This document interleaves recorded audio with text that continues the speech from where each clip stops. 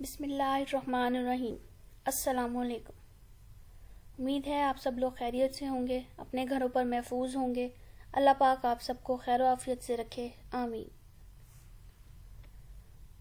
कल जो हमने बच्चे अपने बायोकेमिस्ट्री के लेक्चर नंबर 12 में डिस्कस किया था, that was the revision of fat soluble vitamins. Fat soluble vitamins को हमने रिवाइज किया था और इसके साथ हमने थोड़ा सा इंट्रोडक्शन लिया था वाटर सॉल्युबल विटामिन्स का। वाटर सॉल्युबल विटामिन्स का इंट्रोडक्शन लिया था। दोनों विटामिन्स फैट सॉल्युबल और वाटर सॉल्युबल, दोनों के डिफरेंसेस भी देखे थे कि इन दोनों के डिफरेंसेस क्या हैं, क्या फर्क है इन दोनों विटामिन्स में। क्लियर हो गया? आज जो हमने स्टडी करनी है that is water soluble vitamin B1। Water soluble vitamin B1, ये जितने भी विटामिन बी हैं, इसको जो अगर हम एक क्लास का नाम दें तो ये कहलाएंगे vitamin B complexes. Vitamin B complexes means water soluble vitamins में दो क्लासिफिकेशन है just, that is this one vitamin C and vitamin B complex. एक विटामिन सी है और एक विटामिन बी के कॉम्प्लेक्सेस हैं, जिसकी एक क्लास अगर हम लें तो that is vitamin B complex. Clear हो गया? फिर इस विटामिन बी कॉम्प्लेक्स को हमने फर्दर डिवाइड किया टोटल 8 क्लासेस के अंदर। टोटल 8 क्लासेस इसकी हमने बनाई 8B के नाम से, like B1 thiamine, B2 riboflavin, B3 niacin और nicotinic acid, B5 pantothenic acid, B6 pyridoxine, B7 biotin, B9 folate या folic acid, B12 cobalamin. And all these water soluble vitamins are destroyed by heat, light and oxidation. Heat, light and oxidation. तो अब इसमें जो B1 है, इसमें इसका दूसरा नाम है थायामीन। अब इस थायामीन को आप देख सकते हो, ये दो चीजों से मिलकर बन रहा है। एक तो है इसमें थाया ग्रुप जो कंपल्सरी है। थाया का जहां वर्ड आए कहीं भी केमिस्ट्री के अंदर, अगर आप किसी का स्ट्रक्चर पढ़ रहे हो, किसी भी मॉलिक्यूल का, किसी हार्मोन का, किसी का भी, तो उसमें अगर थाया ग्रुप आए दैट मीन सल्फर, यानी कि उस कंपाउंड के अंदर सल्फर मौजूद होगा लाजमी तौर पर। द वर्ड थाया stand for sulphur group. Clear हो गया? तो वाटर सॉल्युबल विटामिन में जो पहला B1 हमारा विटामिन है, it contain sulphur in its structure. It contain sulfur in its structure. पीछे हमने जो पढ़े हैं 4 विटामिन, उनमें किसी में भी सल्फर ग्रुप प्रेजेंट नहीं था। क्लियर स्ट्रक्चर से कार्बन, हाइड्रोजन, ऑक्सीजन के साथ। और दूसरा इसमें वर्ड बन रहा है अमीन, AMIN, और अमीन मीन अमाइनो ग्रुप। हमने अमाइनो एसिड्स पढ़े थे, यानी एक अमाइनो ग्रुप और एक एसिडिक ग्रुप। यहां पर अमीन है जस्ट, मींस यहां सिर्फ और सिर्फ अमाइनो ग्रुप ऐड होगा। एक थाया ग्रुप कैरेक्टर है इसका और एक अमाइनो ग्रुप इसका कैरेक्टर है। दोनों में से कोई भी फंक्शनल ग्रुप एक्टिव नहीं होगा तो विटामिन अपना फंक्शन परफॉर्म नहीं करेगा। तो अमाइनो ग्रुप, और amino group stands for NH2, जो NH2 का हमारा ग्रुप होता है, अमाइनो एसिड के स्ट्रक्चर में भी हमने लगाया था amino group, that is amino group NH2 means carbon इसमें होंगे, हाइड्रोजन इसमें एज सच मौजूद होंगे। जो एक स्पेशलिटी है that is sulphur and the other one is amino group. ये दो ग्रुप्स इसकी स्पेशलिटी हैं, इसकी प्रॉपर्टी हैं, जिसकी वजह से इसको नाम दिया गया थायामीन। क्लियर हो गया? ये दो इंपॉर्टेंट पॉइंट्स है इसके। ये क्लासिफिकेशन आपने बहुत अच्छी तरह से याद करते जाना है। वाटर सॉल्युबल की और फैट सॉल्युबल की दोनों की सेपरेट सेपरेट आपको करवा रही हूँ। पहले कंबाइन करवाई थी, फिर फैट सॉल्युबल को सेपरेट किया, वाटर सॉल्युबल को अब सेपरेट किया। They are easily destroyed by heat, light and oxidation. High temperature पर भी, लाइट सनलाइट में भी, और ऑक्सीडाइज भी हो जाते हैं ये।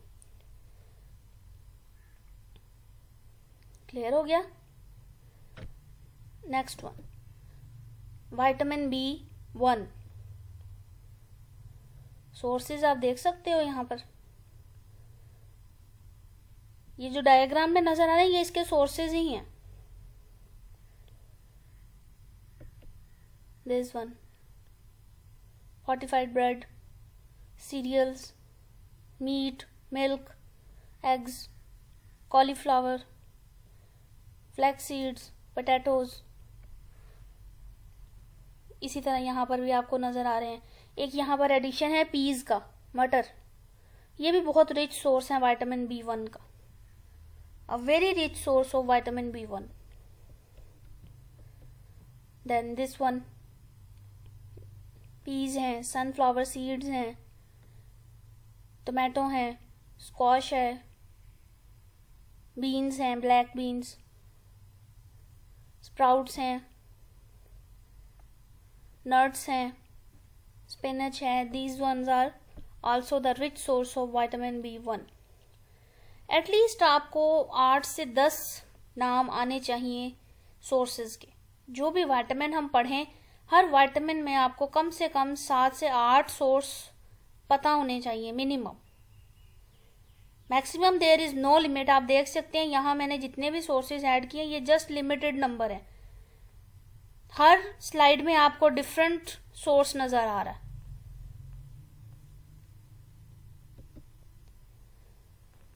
Then introduction, it is called as thiamine. इसको हम थायामीन कहते हैं। क्यों कहते हैं आपको अभी मैंने बताया, इसमें थाया ग्रुप भी होता है और इसके अंदर अमाइनो ग्रुप भी होता है। It is known as anti beriberi. It is known as anti beriberi, यानी एक डिजीज है जिसका नाम है बेरीबेरी डिजीज। ये बेरीबेरी डिजीज जो है इससे बचाता है। ये बेरीबेरी डिजीज होती क्या है, अभी हम इसको स्टडी करेंगे कि what is beriberi disease.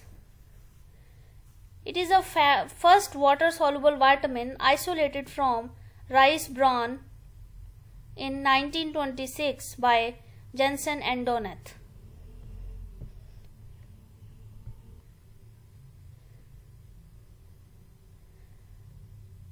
Rice bran, अब ये राइस ब्रान का ब्रान जो होता है ना, ये जिसको हम बूर नहीं बोलते, बूर होता है ये। जैसे आटा है तो आटे को हम छान लें तो चोकर की तरह से जो हमारे पास जो छन्नी के ऊपर बचता है, that could be called as bran.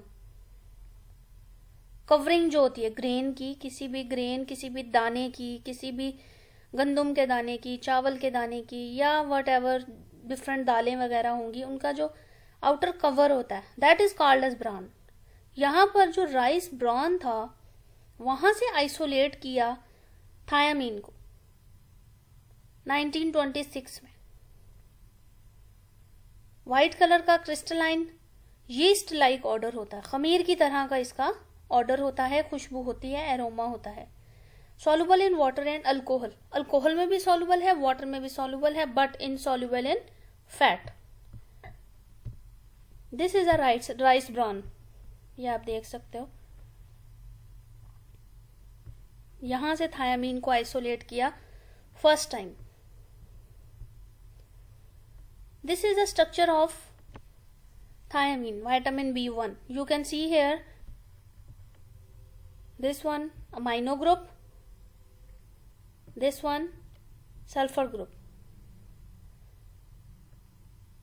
एक इसके अंदर साइकिल मौजूद है, that is called as pyrimidine part. pyrimidine part amino acids में नाइट्रोजिनस बेस पड़ी थी, वहां से अगर पायरिमिडीन आपको जहन में आए तो वो स्ट्रक्चर यहाँ पर ऐड किया है. इसके साथ ही एक थायाजोल का स्ट्रक्चर ऐड किया हुआ है जिसमें सल्फर मौजूद है. इस तरह भी ड्रॉ कर सकते हैं आप, इस तरह भी ड्रॉ कर सकते हैं. डिफरेंस यहाँ देख सकते हैं, ये कॉर्नर यहाँ पर कार्बन नहीं लगाया, जस्ट उन्होंने एक ब्रांच बनाई है, यहाँ पर मौजूद है कार्बन. इसी तरह यहाँ भी और यहाँ भी दोनों जगह पर कार्बन जो है वो मौजूद है. सीधा ड्रॉ कर देंगे तो कार्बन कंप्लीट नहीं होंगे. यहां पर ये 1, यहां पर 2, यहां पर 3. तो कार्बन यहां है 12, hydrogen 17, nitrogen 4, oxygen 1, sulphur 1. This one is sulphur. Then carbon count करें अगर हम तो 1, 2, 3, 4, 5, 6, 7, 8, 9, 10, 11, 12. ये स्ट्रक्चर आप यहां पर भी देख सकते हैं. ये देखें 1, 2, 3, 4, 5, 6, 7, 8, 9, 10, 11 and this one is 12. This branch.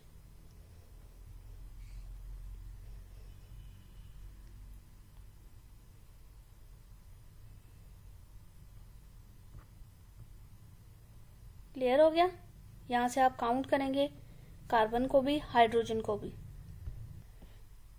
Clear हो गया. तो 12 कार्बन क्लियरली आप यहां से काउंट कर सकते हैं. कोई इसमें मसला आपको नहीं आना चाहिए. ये स्ट्रक्चर ओपन स्ट्रक्चर भी आपको बनाकर दिया हुआ है, दूसरा स्ट्रक्चर भी है. जोन सा आप इजीली ड्रॉ कर सके आप वो स्ट्रक्चर ड्रॉ करेंगे. यहां पर ये जो नाइट्रोजन है that is inside the ring. This nitrogen is inside the ring and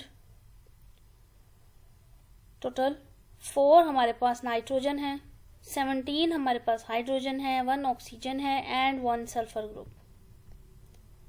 ये हमारा स्ट्रक्चर है थायामीन का. देन द सोर्सेज हैं cereals, pulses, oil seeds, nuts, yeast, meat, fish, egg, milk. Adult dose यहाँ बताई हुई है mg पर डे में.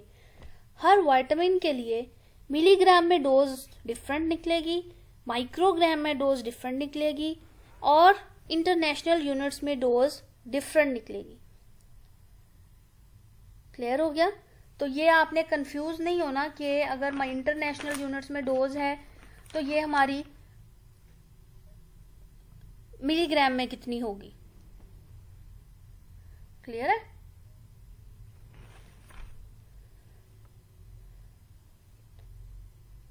RDA means recommended daily. Recommended मतलब जो रिकमेंड की जाए. D mean daily, A mean allowance कि कितनी डोज अलाउ की गई है. सोर्सेस क्लियर है. Then role of vitamin B1, very important part. It acts as a coenzyme in the form of TPP, thiamine pyrophosphate. T mean thiamine, P mean pyro and P mean phosphate.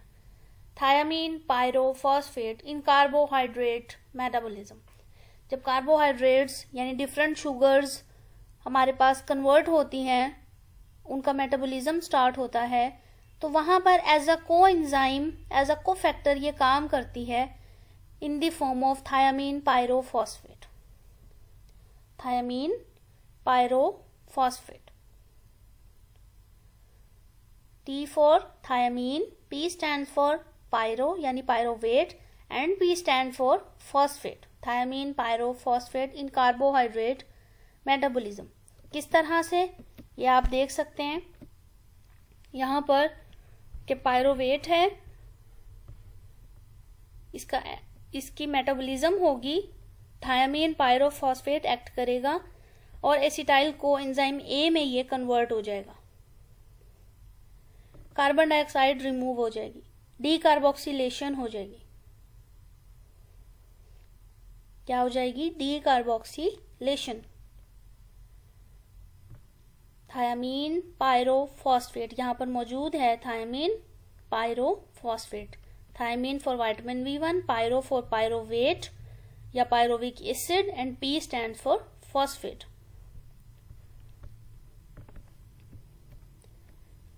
It support the production of HCl in digestive system. जो हमारा निज़ाम इंहिज़ाम है, इसमें HCl की जो production है, हमारे जो stomach है उसमें एसिड जो पैदा हो रहा है उसकी प्रोडक्शन में ये हेल्प करता है। विटामिन B1 यानी हमारी डाइजेशन को बेहतर बनाता है। It is used to fight against depression, depression से फाइट करता है।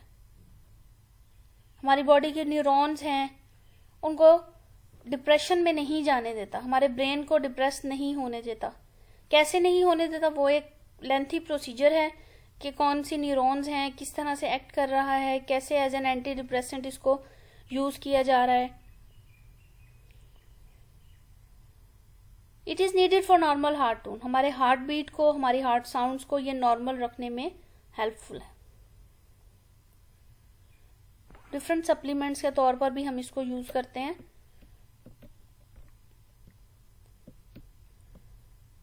देन थायमीन डेफिशिएंसी, थायमीन की कमी से क्या होता है?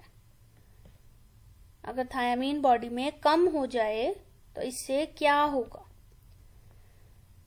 The first one symptom is beri, anti beri hormone है, विटामिन है, तो अगर ये नहीं होगा तो सबसे पहले डिजीज जो होगी that is beri disease. Beri disease, what is beri? It is a disease caused by vitamin B1 deficiency. There are two types of diseases, wet beriberi and dry beriberi. Wet beriberi affect the heart and circulatory system. हमारे heart को और circulatory system को affect करता है। In extreme cases, wet beriberi can cause heart failure. Heart failure भी ये कर सकता है wet beriberi. The second one, dry beriberi, it damages the nerves. ये नर्व्स को डैमेज करता है हमारी, leads to loss the muscle strength and eventually muscles paralysis. Muscle जो है वो पैरालाइज हो जाते हैं हमारी बॉडी में in dry beri can be life threatening if it is not treated. अगर इसको ट्रीट ना किया जाए तो it could be life threatening. If you have access to food rich in thiamine, such as beans, vegetables, meat, and whole grains, your chances of developing beriberi are low. Today, beriberi mostly occurs in people with an alcohol use disorder. जो person alcohol का बहुत ज़्यादा इस्तेमाल करते हैं, उनके अंदर berry की डिजीज़ बहुत ज़्यादा केसेस रिपोर्ट होते हैं। यानी वो पेशेंट जो अल्कोहलिज्म का शिकार हैं, उनके अंदर ये जल्दी अफेक्ट करती है, जल्दी अपना असर दिखाती है।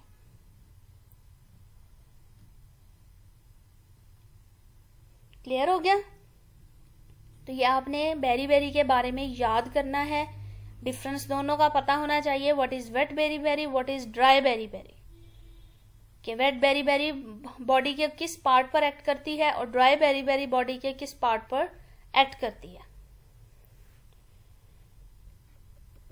अगर हिस्टोरिकल देखें हम बैकग्राउंड, तो उसमें ये ड्राई बेरी है,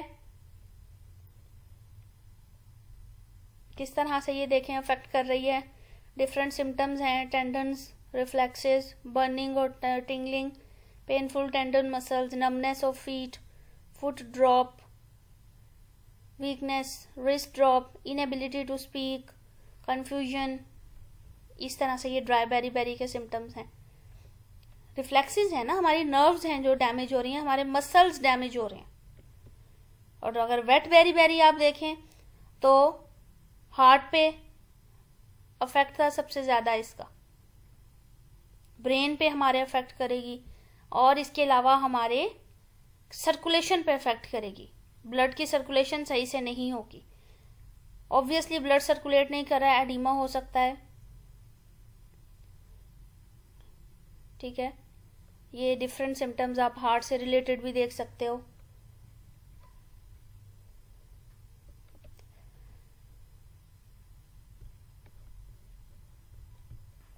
पॉलीन्यूराइटिस, तो दूसरा इसका मेजर सिम्टम्स है, that is polyneuritis. Itis mean inflammation, poly mean many, neur mean neurons. जो हमारी बॉडी पर न्यूरॉन्स प्रेजेंट हैं, वो कौन सी न्यूरॉन्स पे एक्ट कर रहा है वो हम आगे देखते हैं। Poly mean many, itis mean inflammation, के न्यूरॉन्स की इन्फ्लेमेशन होगी, पॉलीन्यूराइटिस।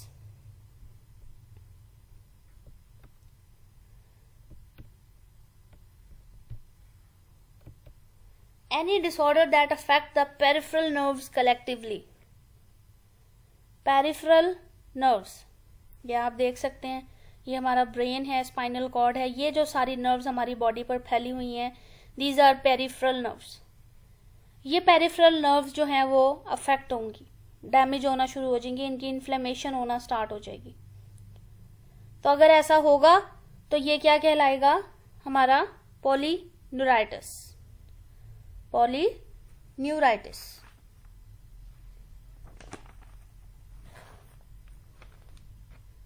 क्लियर हो गया, polyneuritis. Then the next one is loss of appetite, भूख लगना बंद हो जाएगी, डिप्रेशन हो जाएगा, स्ट्रेस हो जाएगी, फटीग, थकावट हो जाएगी, एग्जॉस्शन, पेशेंट बहुत जल्दी एग्जॉस्ट होना शुरू हो जाएगा, उसका हार्ट जो है वो प्रॉपर पंप नहीं कर रहा होगा, एग्जॉस्ट होना शुरू हो जाएगा वो। Disturbance of carbohydrate metabolism, carbohydrate का मेटाबॉलिज्म डिस्टर्ब हो जाएगा। कार्बोहाइड्रेट मेटाबॉलिज्म डिस्टर्ब हो रहा है तो कार्बोहाइड्रेट्स मेटाबोलाइज नहीं हो रहे, पायरोविक एसिड मेटाबोलाइज नहीं होगा, और जब पायरोविक एसिड यानी पायरोवेट मेटाबोलाइज नहीं होगा, टूटेगा नहीं, तो हमारे ब्लड में वो एक्यूमुलेट होना शुरू हो जाएगा, फिर हमारी बॉडी में डिफरेंट डिजीजेस अराइज करेंगी। इंसोमिया, नींद ना आना, क्लियर हो गई है। Loss of appetite, depression, fatigue, exhaustion, disturbance of carbohydrate metabolism which causes accumulation of pyruvic acid in blood, insomnia, नींद ना आना, and headache, सर में दर्द होगा, हार्ट एनलार्जमेंट, हार्ट का साइज जो है वो बड़ा हो जाएगा, एनलार्ज हो जाएगा, एडिमा, फ्लूइड एक्यूमुलेट होना शुरू हो जाएगा हमारे टिश्यूज के अंदर, accumulation of fluid in tissues, palpitation हो जाएगी। पाल्पिटेशन मीन, पढ़ा हुआ है आपने, बहुत डिटेल से पढ़ा होगा कि हार्ट जो है वो प्रॉपर तरीके से पंप नहीं करता, हार्ट की एबनॉर्मेलिटी है ये क्या होती है ये आपने देखना है और मुझे बताना है कि आपने जो पढ़ा है वो क्या था। What is palpitation?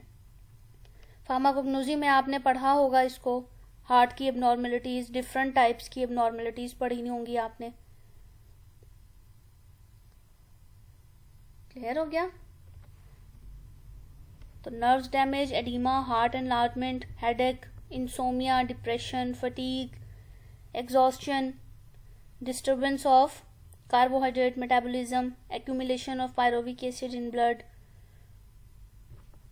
और दो मेन हमने पढ़े, पॉलीन्यूराइटिस एंड बेरी।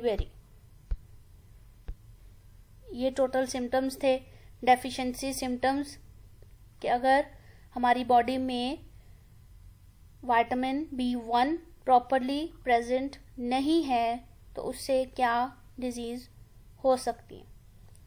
मोस्ट कॉमन जो आप बताएंगे that is beri disease, then polyneuritis, then further general symptoms जो हमारे होते हैं वो। इसमें आपने ये नोट डाउन करना है बेरी में, जो बाकी ये जो स्लाइड्स हैं ये आपको समझाने के लिए हैं, जस्ट क्लियर है, ये आपको समझाने के लिए थी। देन आपने पॉलीन्यूराइटिस लिखना है, इसको डेफिनेशन लिखनी है, देन ये सारे सिम्टम्स आ जाएंगे। क्लियर हो गया? तो ये था हमारा विटामिन B1 के बारे में। कोई क्वेश्चन हो इसमें से तो आप मुझसे पूछ सकते हैं। कल हम जो डिस्कशन स्टार्ट करेंगे that will be from palpitation. Palpitation से नेक्स्ट ऑनवर्ड हम विटामिन B2 यानी कि राइबोफ्लेविन स्टार्ट करेंगे। क्लियर हो गया? Okay, thank you so much, Allah Hafiz.